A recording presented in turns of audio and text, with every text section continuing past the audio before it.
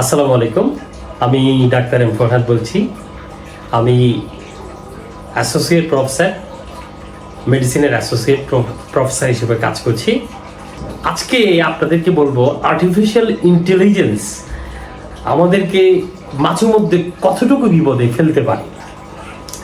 যেমন একটা রুগী তার গলা ব্যথা নিয়ে আসছে, বারবার গলা ব্যথা হয়। কয়েকজন ডাক্তারকে দেখিয়েছে, এখন সে সব কিছু ছেড়ে দিয়েছে।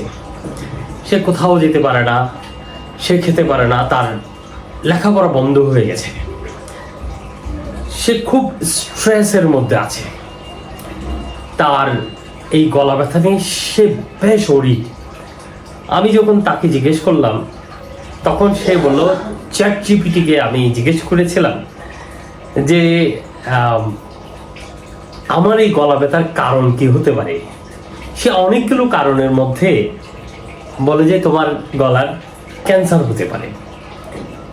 সে তার ভিতর বদ্ধমূল ধারণা হয়েছে তার সিমটমগুলো, হি মাইট হ্যাভ ক্যান্সার, মানে তার ক্যান্সার হতে পারে।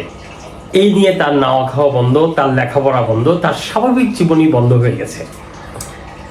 এবং তাকে বুঝিয়ে চিকিৎসা করে স্বাভাবিক জীবনে ফিরিয়ে নিয়ে আসতে আমার অনেক দিন সময় লেগেছে।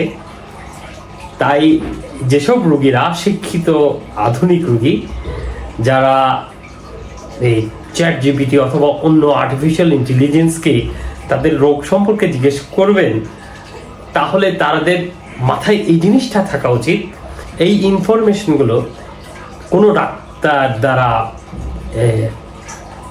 যাচাই না করে আপনারা বিশ্বাস করবেন না।